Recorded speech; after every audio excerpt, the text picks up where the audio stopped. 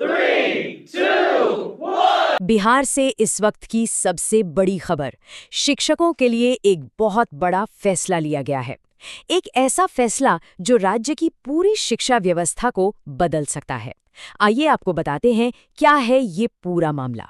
जी हाँ, ये कोई छोटा मोटा बदलाव नहीं है। सरकार के इस एक फैसले का सीधा असर पड़ने वाला है बिहार के करीब करीब 5,87,000 शिक्षकों पर। तो देखिए, सबसे पहली और सबसे अहम खबर, राज्य सरकार ने शिक्षकों के ट्रांसफर की जो पूरी प्रक्रिया थी उसे बदलने का फैसला कर लिया है और जो मौजूदा सिस्टम था उसे पूरी तरह से रोक दिया गया है।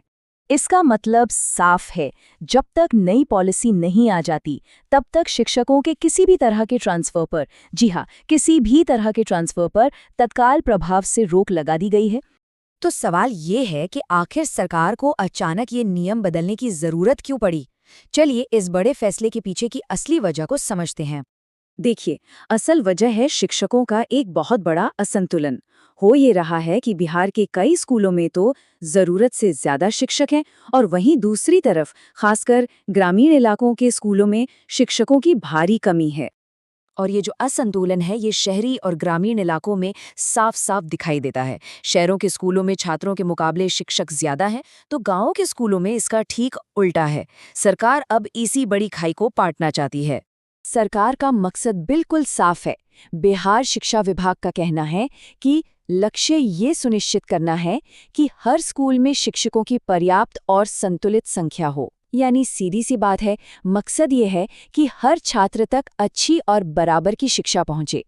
तो इस बड़ी समस्या को सुलझाने के लिए अब एक नया सिस्टम लाया जा रहा है। नाम है मानक मंडल सिस्टम। चलिए अब आपको बताते हैं कि ये है क्या और काम कैसे करेगा। तो ये मानक मंडल आखिर है क्या? समझिए, ये एक ऐसा सिस्टम होगा जो हर स्कूल में बच्चों की संख्या गिनेगा और उसी आधार पर तय करेगा कि उस स्कूल में असल में कितने टीचर्स की जरूरत है। मतलब अब सब कुछ डेटा के आधार पर होगा, मनमर्जी से नहीं। और इस पूरी प्रक्रिया को एक ऑफिशियल नाम भी दिया गया है, समानुपातीकरण।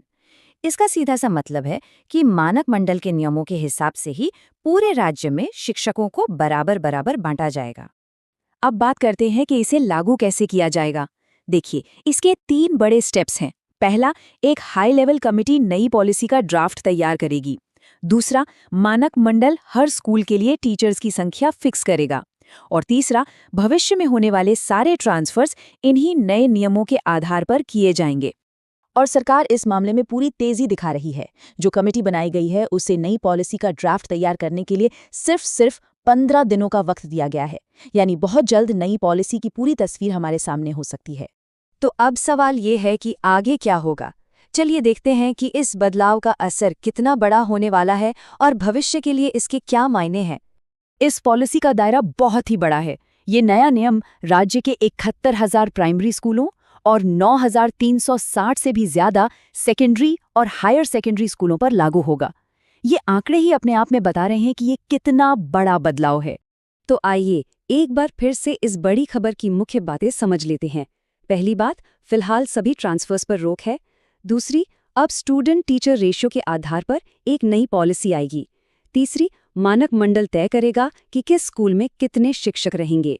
और चौथी और सबसे जरूरी बात, इन सब का मकसद पूरे बिहार में शिक्षा का संतुलन बनाना है।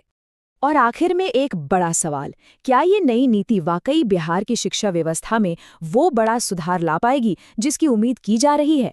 खैर, इसका जवाब तो आने वाला वक्त ही देगा, लेकिन ये एक बड़ी और साहसिक पहल है, इसमें कोई शक नहीं।